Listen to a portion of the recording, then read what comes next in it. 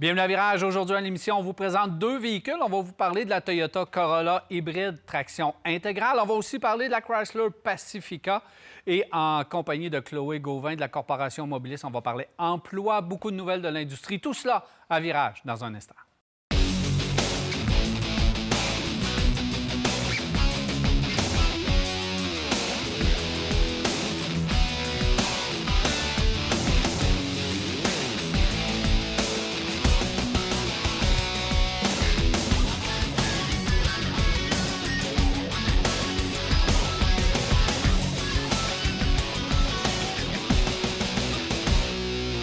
Aussi, à l'émission, nous allons répondre à vos questions à la fin de l'émission. 670-9078, poste 230, ou encore virage@telmac.tv ou via notre Facebook. C'est les façons de nous rejoindre et de nous poser vos questions.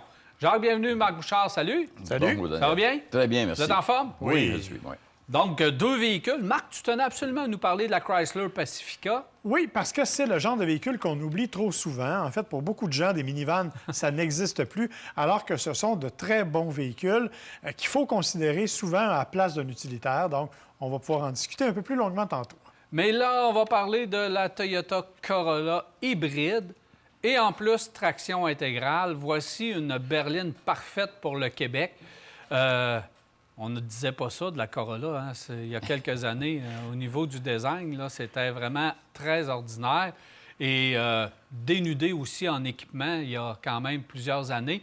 Mais il faut dire que Toyota a travaillé fort sur la Corolla. On a fait plusieurs versions.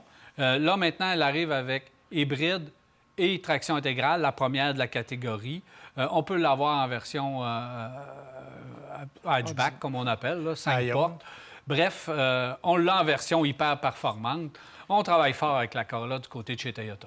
Oui, puis on a travaillé fort au niveau du design. On va le préciser tout de suite parce que ça fait quelques années qu'on ne dit plus des Corolla ou des Toyota en général que ce sont des véhicules ennuyants à regarder. Alors, juste pour ça, moi, je décerne une très, très bonne note à Toyota parce que, rappelez-vous des Corolla beige, intérieur beige, là?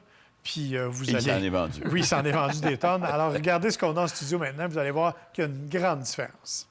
Absolument. Bien, ça dépend trop. C'est là qu'on voit que ça dépend trop des gens qui dirigent justement Toyota, qui eux, ont décidé de se mettre au goût du jour. Antérieurement, on avait l'impression que les gens qui étaient là en poste, là, eux autres, ils étaient là depuis des années, et puis ils n'osaient pas rien changer, parce que ça fonctionnait quand même, les ventes étaient quand même là. Mais là, comme tu disais tout à l'heure, Daniel, c'est que on arrive maintenant avec la berline qu'on a ici, on arrive avec le hatchback, la cross, la GR.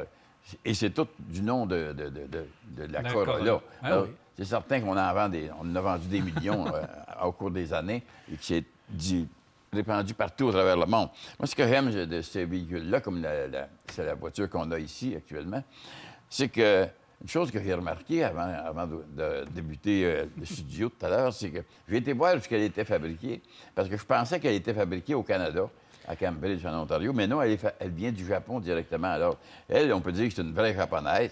Alors, traction intégrale avec une transmission CVT, avec un petit moteur qui fait quoi? 1,2 litre? 1,8 litre. 1,8 litre. Mais c'est l'ancien groupe Motopropulseur. L'ancien. C'est le groupe Motopropulseur qui était dans l'ancienne Prius, l'ancienne génération Absolument. de Prius. Alors, 138 chevaux.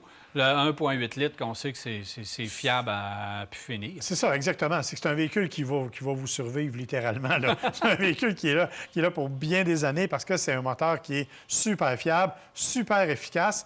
Tu l'as dit, 138 chevaux, c'est pas tout à fait quelque chose de très, très exubérant comme puissance, mais on n'en a pas vraiment besoin. Rouage intégral, oui, il y a une CVT. J'haïs toujours autant les CVT.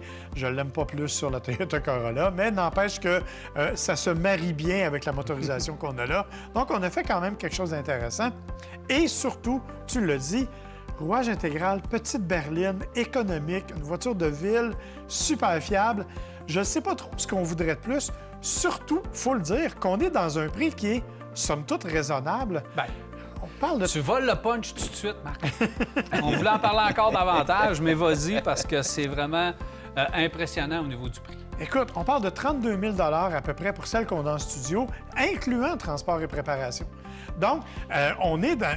excusez, là, mais je ne peux pas m'empêcher de comparer ça à la Honda Civic, qui est le concurrent le plus direct, qui part à 28 500 de base, tout nu, pas de bas. Là. Ouais. Je veux dire, alors que là, on se retrouve avec une version intégrale, hybride, à 32 000 avec un véhicule. C'est vrai, on ne se cachera pas, c'est pas le plus grand plaisir de conduite. Hein? Ça demeure une Mais Toyota c'est quand Corolla. même pas si pire. Moi, ça m'a étonné au niveau de la tenue de route avec les pneus qui sont un peu plus profil bas, parce que tu peux avoir du 15 pouces ou du 18. C'est ça. Avec les 18, je l'ai trouvé, puis pendant un certain temps, j'avais pas trop de neige pendant que je l'ai essayé, et j'ai été surpris de la précision de la direction. Précision de la Fait que direction. c'est quand même pas, on l'achète pas comme une voiture sportive, il faut bien s'entendre. Mais il reste que pour faire de la route, je l'ai trouvé stable. Et je l'ai trouvé bien insonorisé une fois que tu as atteint ta vitesse de croisière. Parce que le petit reproche que moi, je peux lui faire, c'est le bruit du moteur en accélération. Ben ça, qui c'est la pourrait être CVT. mieux. C'est la CVT Mais aussi qui c'est donne ça, l'impression évidemment. de toujours On s'habitue. être en sur-régime. Là. On s'habitue assez rapidement au bruit du moteur. Et la chose intéressante, c'est que ceux qui trouvent que c'est pas assez puissant, bien, c'est qu'on peut acheter une Corolla aussi avec un moteur qui fait 169 chevaux. C'est quand même passablement plus. Et encore une fois, selon ce on a besoin, et on est trop porté à dire que les véhicules aujourd'hui, tu n'as quasiment plus rien en bas de 50 000 mais si on magasine un petit peu, il y en a beaucoup de ces modèles-là. Une chose intéressante que j'ai soulignée aussi, que je veux souligner, c'est que pour la première fois, pour l'année qui vient de passer, c'est que Toyota a réussi à battre Civic, la Honda Civic au Canada, au niveau des ventes. Alors, j'en ai vendu au-delà de 33 000 l'année passée. C'est un bon volume. Ce qui était extrêmement difficile à faire, battre la Civic. Mais avec les hatchbacks, la Cross, la R, il était certain qu'ils mettent le nom Corolla à toute la gamme de voitures qu'ils ont. C'est certain qu'ils finiraient par les battre. C'est un peu comme les Ford F-150, ça. Ils sont toujours les numéros 1, mais il n'y a personne qui pense que tu as un GMC Sierra ou que tu as un Silverado et que si on mettrait ces deux-là ensemble, fort probablement qu'on aurait aussi un bon volume. Alors, voiture intéressante, voiture confortable aussi au niveau des sièges. Moi, je trouve que la finition est très bonne et elle est agréable, cette voiture-là. Quand tu es dedans, quand tu roules à bord, tu as des sièges qui retiennent. C'est peut-être pas pour tous les gabarits de conducteurs, mais c'est une bonne voiture. L'écran qui est haut un peu dans le tableau de bord, mais qui va disparaître comme on Ça, tu parlait vois, avant. système d'infodivertissement, c'est le multimédia est probablement Ouais. le point le plus Le plus faible faible. de la voiture. Là. C'est pas là-dessus qu'on a voulu miser. Détail qu'on n'a pas parlé, il faut rappeler que c'est une hybride. Hein? On parle de... Toyota annonce 5,3 litres au 100. Oui. De moyenne. De moyenne, Mais combinée. 4,4 qu'on peut avoir en ville, 5,1 ou un peu plus, 5,3 5,3, sur la route. C'est vraiment de l'économie là, incroyable. Et moi, depuis que je roule le véhicule, j'étais à 5,9. Ce qui est quand même bon, C'est bon. parce que Donc, les températures qui varient, etc. Il y a La beaucoup, neige. et beaucoup de tout, villes, la ça neige. reste, oui, pied pesant, on le sait. Dans l'ensemble, ça Ouais. reste une consommation qui pourrait descendre encore avec une conduite où on fait vraiment attention à l'économie. On sait pertinemment que les cotes annoncées par les manufacturiers, c'est dans une situation idéale, là, Ouais, ce c'est que l'on vit rarement. Mais même à 5,2, 5,3, c'est exceptionnel pour une berline de cette taille-là. Et l'espace arrière, ça demeure une berline compacte. Absolument. Il y a un bon mais coffre. Il y a un bon coffre. On n'est pas inconfortable à l'arrière, pas du tout. Donc, et je reviens toujours là-dessus, c'est d'une fiabilité.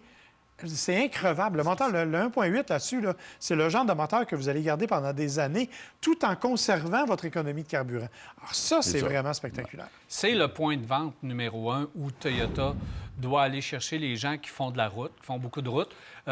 Les anciens propriétaires, ceux qui ont des Prius, là, qui commencent à vieillir un peu, puis on ne veut pas retourner dans le même type de véhicule ou on ne veut pas s'acheter un véhicule différent parce que la Prius est un petit peu différente. Tu as la même mécanique, tu as de l'économie. Tu ne veux pas avoir de sport utilitaire, mais tu veux de la sécurité en hiver, tu as la traction intégrale.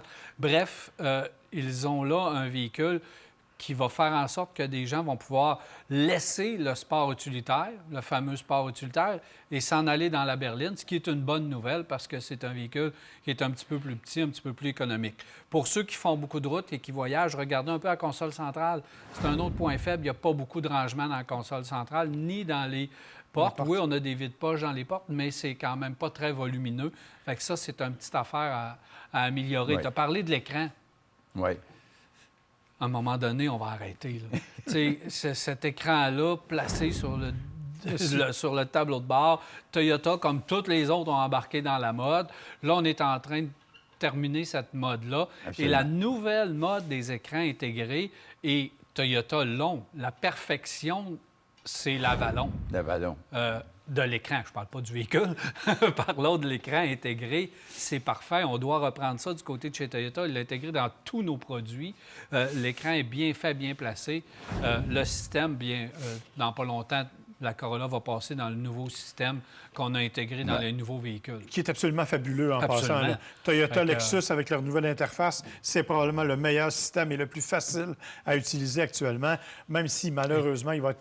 plusieurs éléments vont être sur abonnement après une couple d'années. Ouais. Et 32 000, qu'on a parlé, qualité des matériaux, de l'assemblage, de la finition, tu as dit Japon Oui. tout à l'heure, qui est fabriqué là-bas, parfait, parce que les hybrides sont faits et plusieurs véhicules sont faits là-bas. Il y en a encore du Japon, oui. C'est parfait comme assemblage et qualité. C'est pas du plastique partout. Il y en a du plastique, mais c'est pas du plastique partout. Alors, c'est bien fait dans l'ensemble.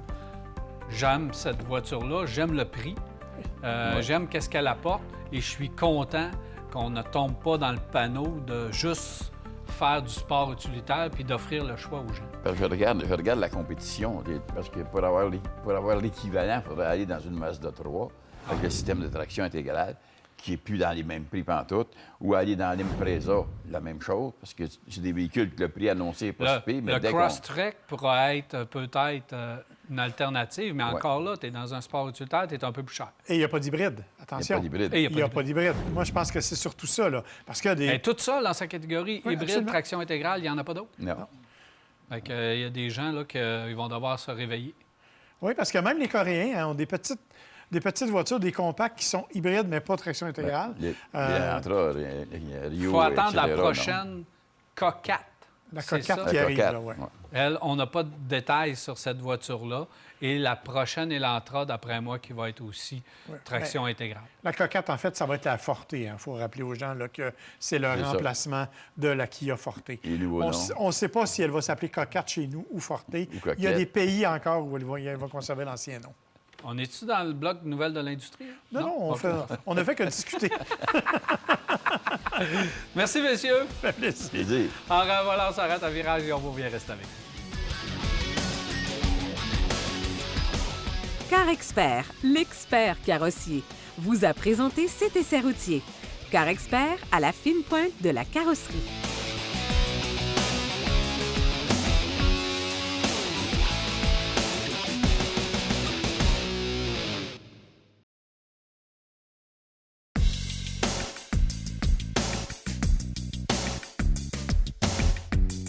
Voilà, de retour à Virage. Je suis maintenant en compagnie de Chloé Gauvin, qui est conseillère en ressources humaines à la Corporation Mobilis. Bienvenue à Virage, Chloé. Merci. Ça va bien? Oui, ça va bien. Alors, Chloé, avant de parler emploi et de peut-être aider les gens à prendre une décision concernant leur carrière, peut-être s'en venir dans l'industrie automobile, tu vas me parler un peu de la Corporation Mobilis. Oui, la Corporation Mobilis, en fait, c'est un regroupement de 145 concessionnaires automobiles. On a du camion lourd aussi. On est vraiment présent dans la grande région de Québec, donc Québec, Lévis, Beauce, Charlevoix également. Donc, tous nos concessionnaires peuvent avoir accès à nos services de recrutement. Donc, on va publier des offres d'emploi pour eux. Annuellement, là, on va faire environ 550 offres d'emploi là, sur notre site Internet. Le tout est accessible aussi gratuitement. Chaque année, on a environ aussi 10 000 CV là, qui sont reçus là, pour les concessionnaires. Il y a beaucoup d'emplois, là. Ça représente énormément d'emplois dans la grande région de Québec. Oui, c'est environ 6 000 emplois là, qui sont créés là, par l'industrie des concessionnaires. Bon, travailler dans l'industrie automobile, travailler chez les concessionnaires automobiles, entre autres, il y a beaucoup d'avantages, Chloé. Oui, c'est sûr, en fait, là, que c'est intéressant parce qu'on a plus d'une trentaine de métiers. Ça permet des possibilités d'avancement qui sont quand même importantes là, pour les gens qui veulent faire avancer leur carrière. Ça permet aussi d'avoir justement les formations des constructeurs là, pour tout l'aspect qui est mécanique également. Donc, c'est quand même des emplois qui sont intéressants là, pour ces aspects-là. Bon, si on décide justement de faire le saut dans l'industrie automobile, il y a des postes un peu plus en demande, il y a des nouvelles formations. Comment tout ça se traduit? On est quand même vraiment chanceux dans la région parce qu'il y a plusieurs centres de formation qui vont offrir des domaines là, liés à l'automobile. De plus en plus, on va voir aussi des formations qui sont données 100 en ligne, qui vont être un peu plus adaptées pour les gens qui veulent revenir là, sur les bancs d'école ou qui veulent vraiment juste commencer une nouvelle formation. Il y a justement là, le centre de formation Samuel de Champlain qui a fait une formation de commis aux pièces 100 en ligne. Il y a une nouvelle formation aussi de conseiller technique là, par le centre de formation Wilbrod-Bérère qui est aussi donné en individualisé. Donc, les gens vont vraiment apprendre à leur rythme. Ils ont aussi développé un partenariat entre les deux centres. Donc, les gens qui ont une formation de conseiller technique peuvent avoir une double diplomation, puis avoir un diplôme aussi en conseiller technique en ajoutant juste quelques mois là, à leur formation, puis inversement. Donc, les gens vont pouvoir avoir 2 diplômes là, à la fin. Il y en a vraiment pour tous les goûts parce qu'il y a aussi des formations rémunérées même. Hein? Oui, c'est ça. On en voit un peu plus là, les alternances travail-études. Le centre de formation de mécanique de véhicules lourds de Lévis offre justement une formation en vente de pièces qui va être rémunérée là, environ 18,65 $ de l'heure. Puis c'est autant quand les gens sont à l'école qu'en milieu de travail. Donc, ils sont rémunérés vraiment tout le long de leur formation. C'est quelque chose qui est quand même super apprécié là, des élèves qui vont faire cette formation-là.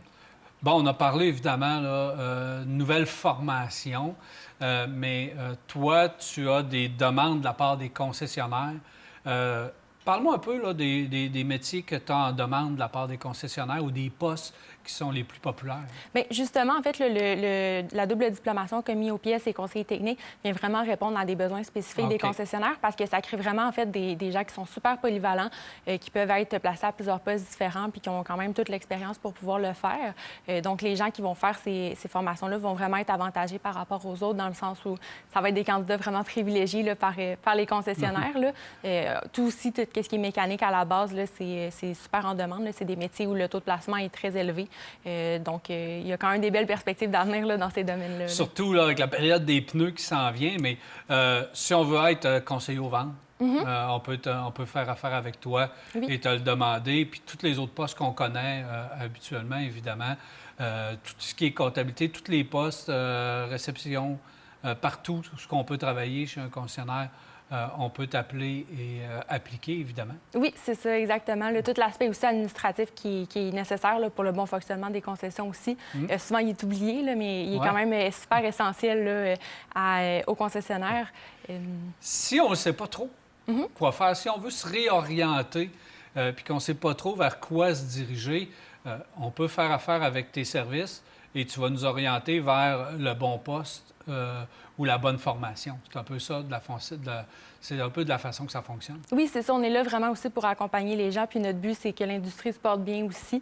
Donc, si les gens ont des questions ou veulent juste avoir un point de référence là, pour aider à aligner leurs recherches, là, on est là pour eux puis pour les aider.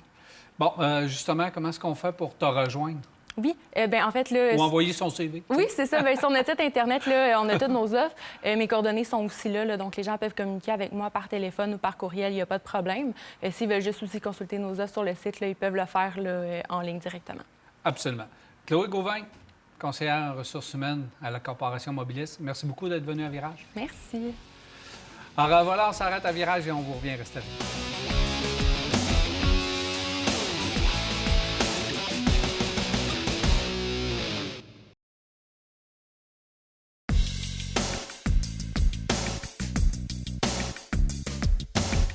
Nous sommes de retour à Virage et c'est maintenant le temps des nouvelles de l'industrie avec Marc Bouchard. Alors, Marc, plusieurs nouvelles de l'industrie. Tu commences avec quoi? Avec un recours collectif qui va connaître probablement son aboutissement au cours des prochains mois. C'est un peu particulier comme recours collectif, OK? C'est fait par une firme qui s'appelle Lambert Avocats et on dit que 222 concessionnaires du Québec auraient chargé des frais cachés qui variaient de 300 à 600 $ par transaction à des acheteurs, notamment entre le 21 novembre et le 17 janvier. Le 21 novembre 2017 et le 17 janvier 2022. OK?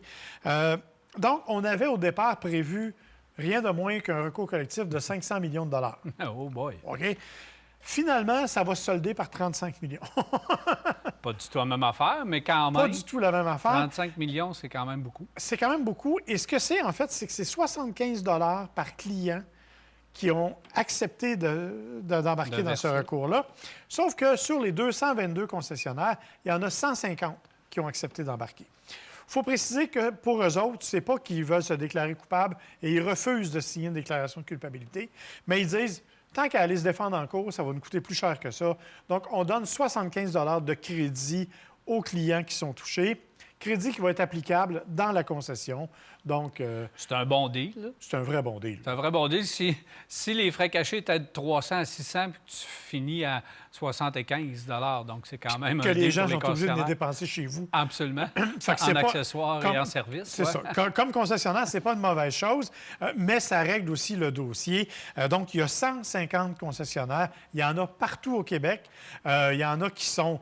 Il y a certains groupes qui sont plus touchés que d'autres, là, je dirais. Je vous invite à aller sur le site de Lambert Avocat. Il y a la liste des 150. On ne se mettra pas à publier tout ça, là, c'est trop compliqué. Mais donc, vérifiez si vous étiez un client d'une voiture neuve ou en location, ou d'occasion même.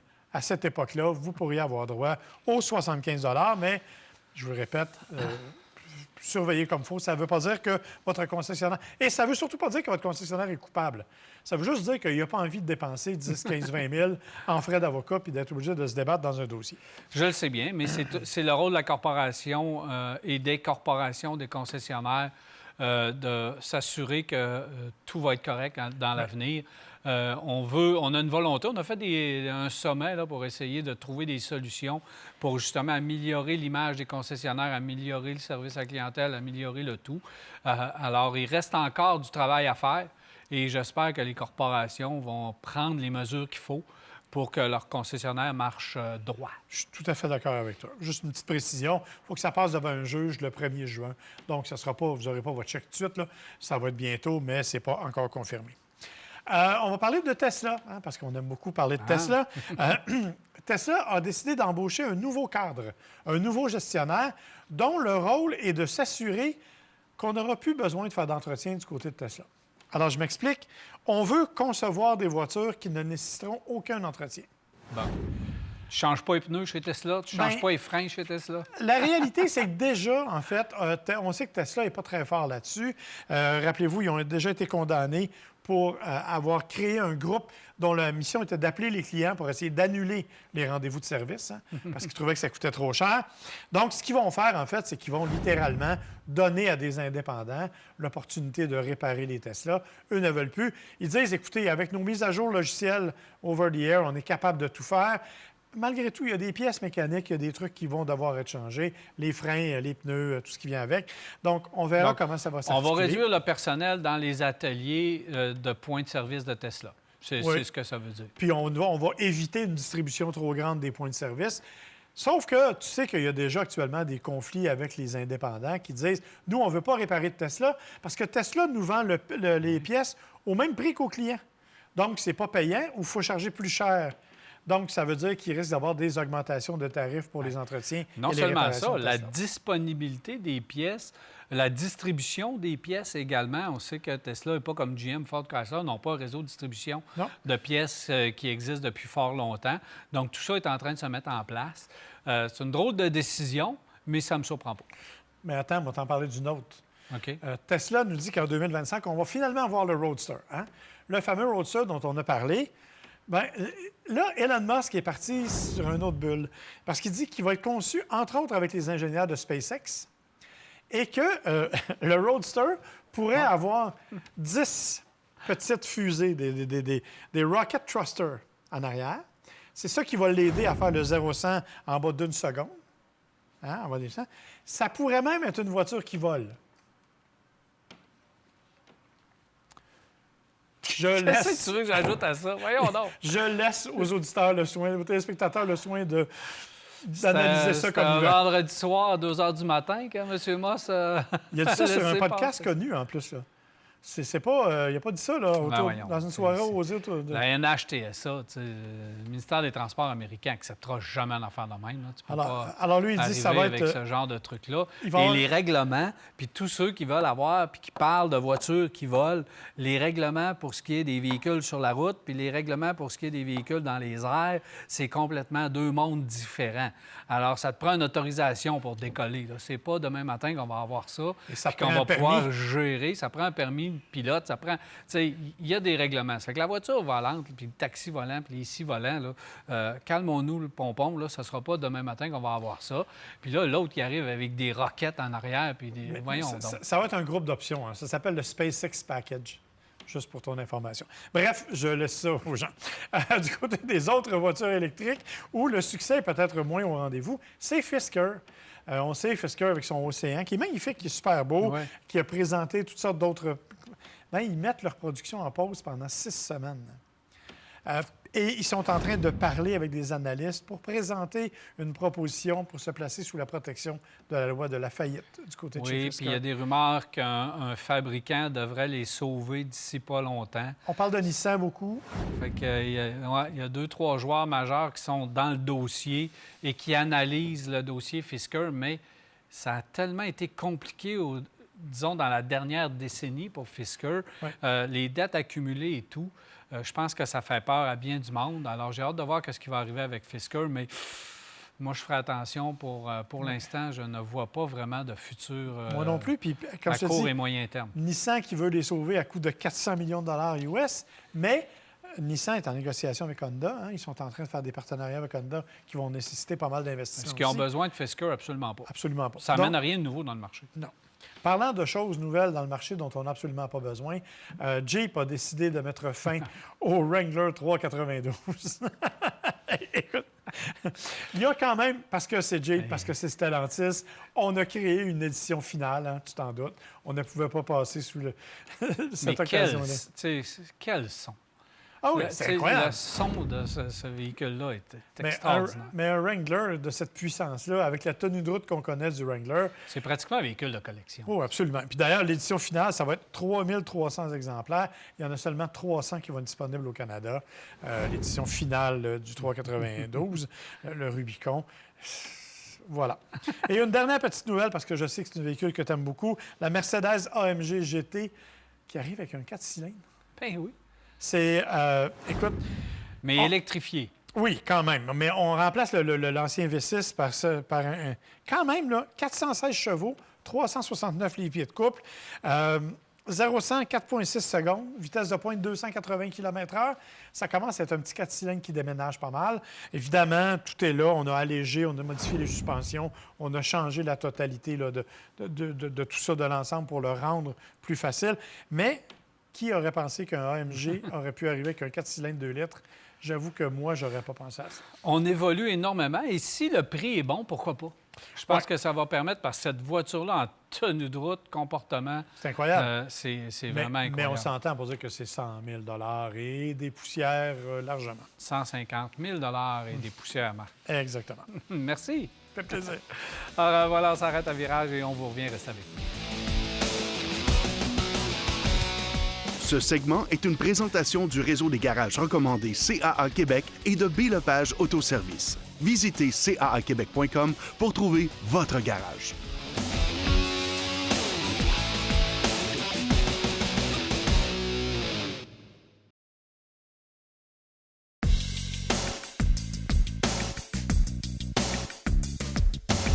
Nous sommes de retour et c'est maintenant le temps de parler de la Chrysler Pacifica en compagnie de Jacques et Marc. Alors Marc, tu voulais absolument nous parler de ce véhicule-là et avec raison parce que le segment de la mini-fourgonnette passe complètement sous le radar. Complètement. Et c'est dommage parce qu'il y a beaucoup de bons véhicules dans ce créneau-là. Qu'on pense à la Toyota Sienna, qui est un bon véhicule. Petit défaut d'assemblage, à mon avis, mais c'est rien de majeur. La nouvelle Carnival qu'on a présentée, qui va arriver en version hybride l'an prochain. Un véhicule qui se conduit presque comme un VUS, mais avec les capacités, effectivement, d'une vraie minivan. Et bien, la Chrysler Pacifica, qui est en fait, je dirais, probablement la plus ancienne de toute la gamme, mais en même temps, c'est une minivan que moi, je trouve très bien faite. C'est vrai. OK, on va tout de suite parler de l'éléphant dans la pièce, là. C'est vrai qu'au niveau fiabilité, ça n'a pas été parfait au fil des années, on s'entend. Mais c'est un véhicule qui est vraiment agréable. Moi, j'ai la version hybride branchable. On nous annonce 51 km d'autonomie. Je peux vous dire qu'avec la neige qu'on a eue, j'ai quand même fait 49 km en mode 100% électrique. Excellent. C'est excellent. Ouais. Et j'ai déjà utilisé cette camionnette-là pour partir en vacances. On avait fait 1500 km. OK? dans les montagnes, dans le coin de Charlevoix, Saguenay, Lac-Saint-Jean, on est revenu par la Mauricie. Sur 1500 km, mon affichage me disait que j'en avais fait 500 en mode électrique, tellement le véhicule se recharge super bien lorsqu'il descend des pentes notamment ou que tu freines. Alors, il y a vraiment... Écoutez, d'ailleurs, ça m'avait impressionné parce que j'avais terminé mon périple à 6,4 litres au 100 de moyenne de consommation. Hey, c'est excellent pour la dimension du véhicule, un peu de bagage et tout. On était 4 adultes. 4 adultes à bord. C'est vraiment impressionnant. Évidemment, c'est pas de donné. Hein? On parle prix de base à peu près 54 000 pour l'entrée de gamme. Moi, j'ai la version la Pinacle, qui est la plus équipée. On parle de 70 000, à peu près. Évidemment, c'est beaucoup de sous, beaucoup d'équipements, cependant. Des affaires que, si vous avez des enfants, vous allez apprécier. Bien sûr, les portes coulissantes électriques ou que l'on peut activer avec le pied, c'est absolument génial. Vous êtes coincé, bébé d'un bras. Ça les prend. Puis ça les prend. C'est ça l'avantage d'une minivan. C'est pas compliqué. Moi, il y a plein de gens qui me disent « J'ai 3 enfants, je veux m'acheter un VUS. » Pourquoi? Pourquoi aller s'acheter un VUS alors que tu vas te retrouver dans une cour de centre d'achat avec le plus jeune d'un bras, le sac d'épicerie dans l'autre, les 2 autres que tu veux faire embarquer dans le siège d'auto, tu n'es pas capable d'ouvrir la porte parce que l'autre t'a trop serré. Un coup de vent qui te tape la porte dans le dos. Exactement. Alors, c'est vraiment, à mon avis, et ce que les nouvelles minivans apportent, puis là-dessus, Jacques, je vais te laisser la parole, c'est plus plate à conduire. Ça a déjà été ennuyeux à conduire une minivan, mais ce qu'on nous propose maintenant... Écoutez, on parle Il de... n'y a rien d'excitant dans la mode des VUS, là, présentement. Là. Absolument rien. Quand tu arrives dans la mode des VUS intermédiaires, grande dimension, il n'y en a pas un qui est vraiment si agréable que ça à conduire. Absolument pas. Mais moi, je me souviens, parce qu'à l'époque où les Dodge Caravan a été lancé, tout ça, etc., tout ce que ça avait apporté à l'industrie d'automobile et les acheteurs de véhicules semblables qui ont découvert l'espace qu'il y avait, le côté pratique, etc. Bien entendu, avec les années, on a étiré, on a pris davantage de place avec ces véhicules-là. Mais comment c'était pratique avec le stow and go qui pouvait aller dans le plancher. Chrysler nous lançait des nouveautés à chaque nouvelle génération. Et ces véhicules-là étaient moi, je les trouvais agréables. Tu veux faire du chemin, tu as de l'espace, qu'on disait tout à l'heure, les coups de porte dans le dos ou n'importe quoi. Tu n'as pas ça. Tu rouvres la porte, tu laisses les enfants à l'intérieur, ils ont de la place pour s'amuser aussi quand on est arrêté à quelque part. Et tu veux partir en camping, tu veux partir au hockey ou n'importe quoi, tu mets du stock tout le temps. Qu'on le veuille ou pas, un SUV, on aime tout ça, là, un SUV, mais le côté pratique n'est pas vraiment là. Un des problèmes, Marc, c'est qu'un peu le segment s'est embourgeoisé. Oui. Tu l'as dit au niveau des prix. Chrysler nous avait annoncé, ou Stellantis nous avait annoncé une grande caravane ou une voyageur, donc une version abordable, bas de gamme, qu'on a pas mal abandonné ou qu'on a laissé tomber. On en a des versions, mais elles ne sont pas vraiment moins chères.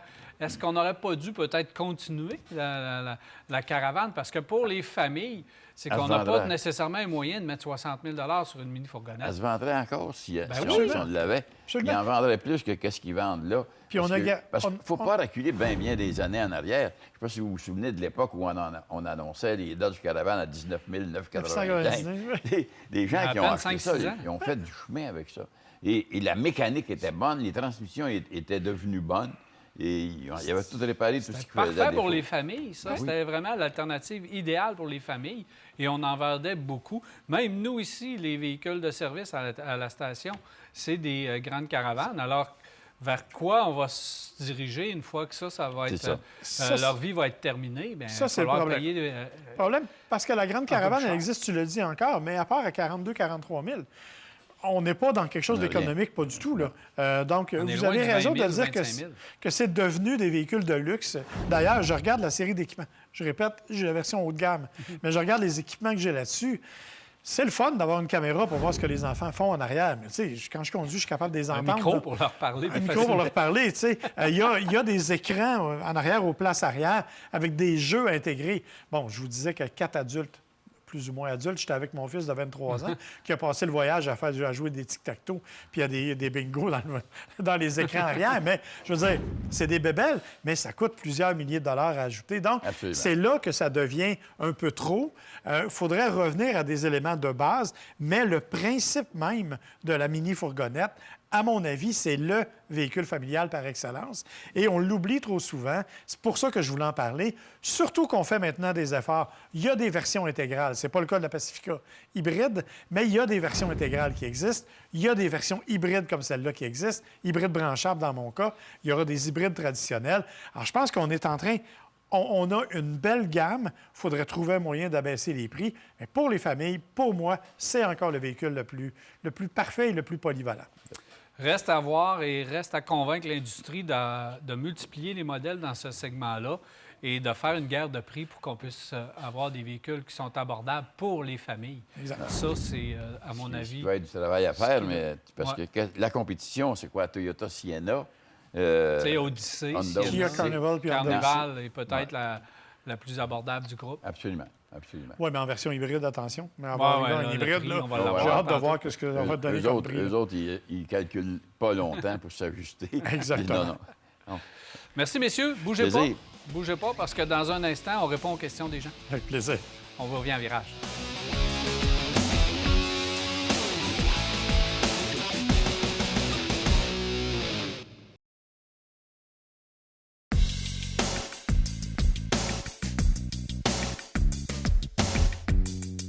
Si vous voulez nous rejoindre, nous poser vos questions, 670-9078, poste 230 ou encore virage@telemac.tv ou via notre Facebook. C'est les façons de nous rejoindre, nous poser vos questions et ou commentaires. Messieurs, on en a pas mal, fait qu'on va commencer tout de suite. Camille qui nous demande, elle regarde une Kia Soul 2020, 70 000 km. Est-ce que c'est un bon achat et est-ce qu'elle sera disponible dans l'avenir en traction intégrale? Non, pour La la Soul. traction intégrale. Hein? Non, pour le véhicule tout court. C'est ça. C'est fini pour la Soul. C'est ce que j'étais pour dire. là. C'est la fin des haricots. fin d'une Moi, c'est un époque, véhicule ouais. que j'aimais beaucoup. Style Pratique, particulier, pratique, carré. Pas une grande puissance, mais pas de problème majeur au niveau de la fiabilité. Là. Un Ouais. petit véhicule qui était agréable dans tous les formats, à mon avis. Là. Non, il n'y a pas rien de particulier qui s'en vient là-dedans. Là. Puis Non. si on trouve un avec 70 000 km et avec un prix intéressant, moi, je pense qu'on peut l'acheter. Il n'y a pas d'inquiétude à avoir. C'est un C'est très reconnu pour une bonne fiabilité. C'est un très bon achat. Ouais, Et le Soul a une plus longue vie que moi, je m'attendais au début. Oui. Parce qu'un véhicule particulier un peu, un véhicule éclaté où on s'amuse, je pense que Kia pouvait s'amuser un petit peu avec ce véhicule-là, d'un format un peu différent.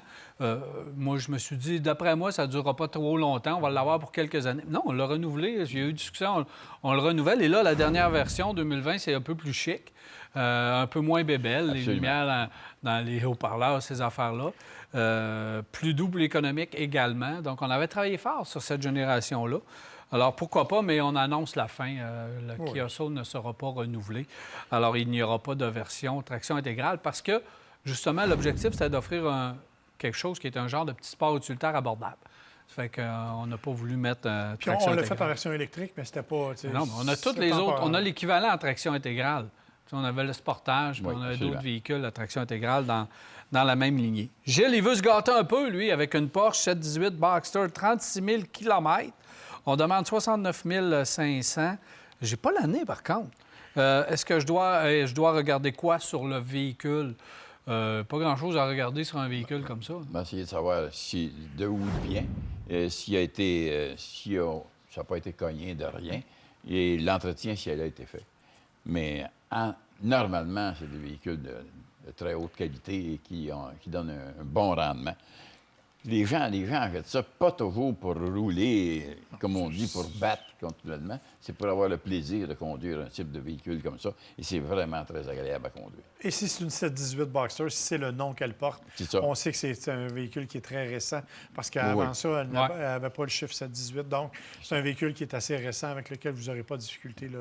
Il y a toutes les nouveautés nécessaires du côté de la Boxster. Il faut le garder beau, il faut le garder propre, il faut l'entretenir, puis il va conserver une bonne valeur Absolument. de revente, ce véhicule-là. 2-3 questions qui me reviennent semaine après semaine Pourquoi on ne peut toujours pas commander le Cybertruck? Est-ce qu'il y a un problème avec le Cybertruck au Canada? On n'a pas les prix canadiens encore, alors que on en a aux États-Unis. Marc, qu'est-ce qui se passe avec Tesla? Aucune idée avec le Cybertruck. Je ne sais pas, je ne comprends pas.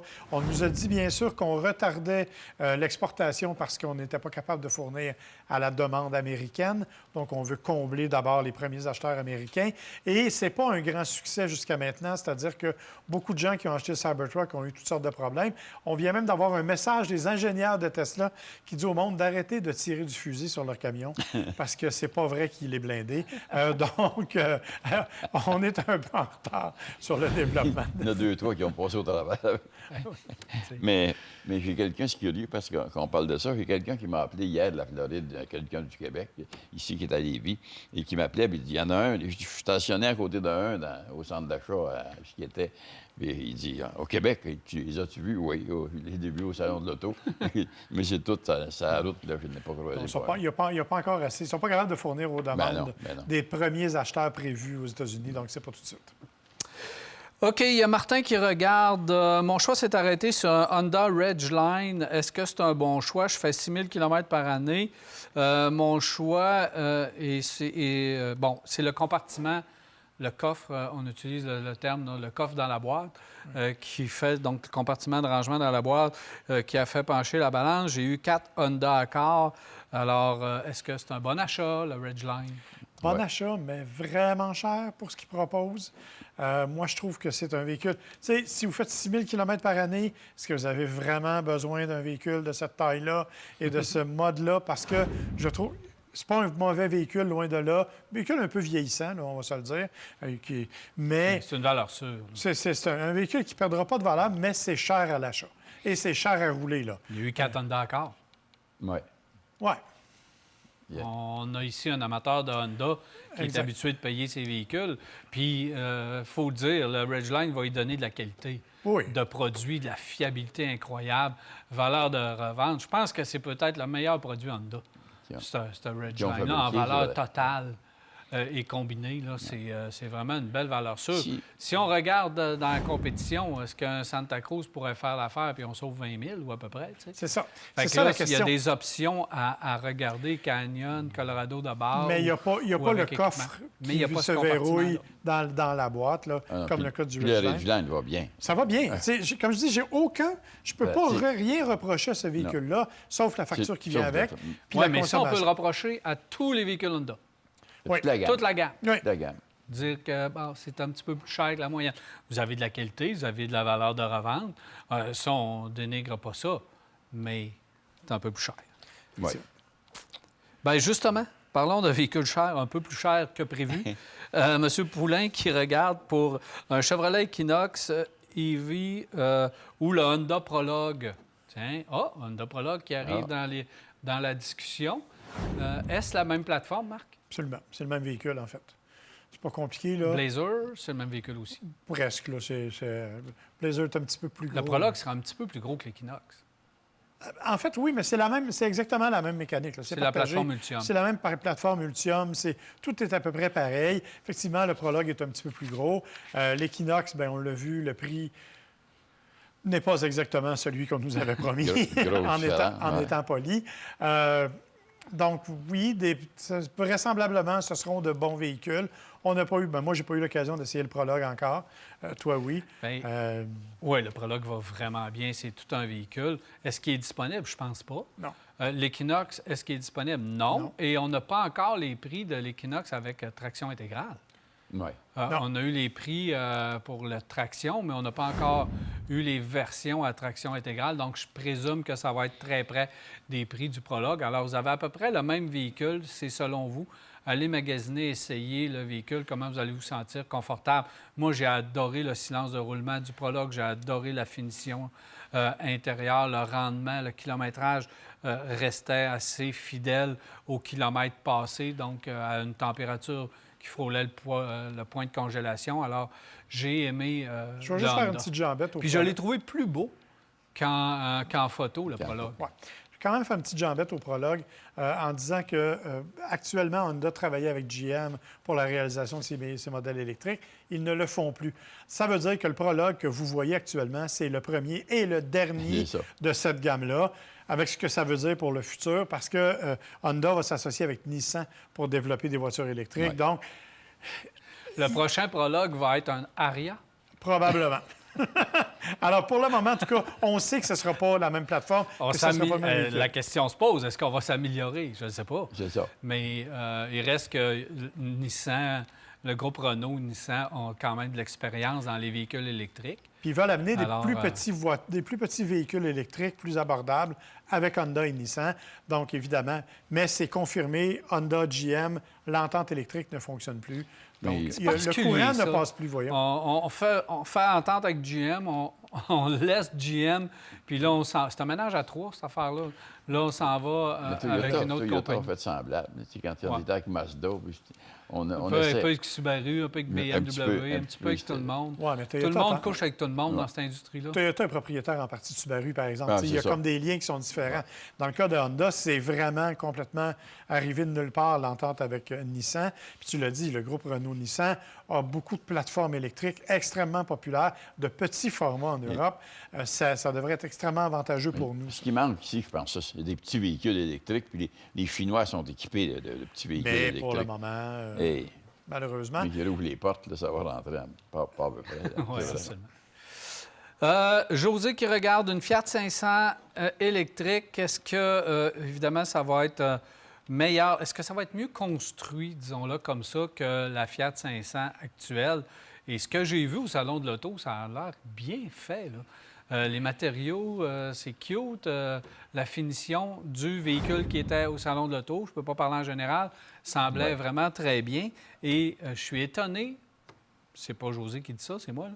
Je suis étonné de voir que cette petite voiture-là attire l'attention, là. Bien, en fait, la Fiat 500 a toujours attiré l'attention. Elle a un look, elle a un style, elle a vraiment une allure particulière, un peu comme les Mini, un peu comme, tu sais, Oui. on a vraiment créé une personnalité particulière. Le problème était davantage mécanique qu'au niveau de l'assemblage, dans le cas de la Fiat 500. Là. On a eu toutes sortes de problèmes avec la motorisation, la transmission. Bon, alors là, on peut soupçonner que l'assemblage de la carrosserie elle-même devrait être correct, que la motorisation électrique, bien là, évidemment. Moi, je m'en vais l'essayer là, début avril, donc on aura l'occasion d'en reparler. Mais effectivement, moi, c'est un véhicule qui m'attire beaucoup parce que pas trop cher. Je trouve que c'est un ensemble intelligent. Ça devrait être intéressant. Les véhicules avec le moins de kilométrage sur les routes avaient 160 km d'autonomie. Là, à 250, Ça va être intéressant. je pense que là, ça va Intéressant. plaire à plus de gens en lien surtout avec le prix. Oui, 42 000. Hein? 42 000, tant qu'il y a une aide financière. Moins la subvention du gouvernement. C'est ça, je dis, tant qu'il y a une aide financière pour le moment. Et on me dit qu'il va en avoir un certain volume là, d'ici la fin de l'année pour pouvoir bénéficier du plein rabais, là, aller jusqu'à la fin janvier. Vous devez l'avoir immatriculé avant le 1er janvier. Alors, ils vont en avoir en grand nombre. Donc, ça va plaire à bien des gens. Très bon. Merci, messieurs. Ça fait plaisir. Fort apprécié votre présence encore une fois. Merci. Alors voilà, c'est déjà tout pour Virage. J'espère que vous avez apprécié. On se reparle la semaine prochaine, mardi soir, 21h30, pour un autre Virage.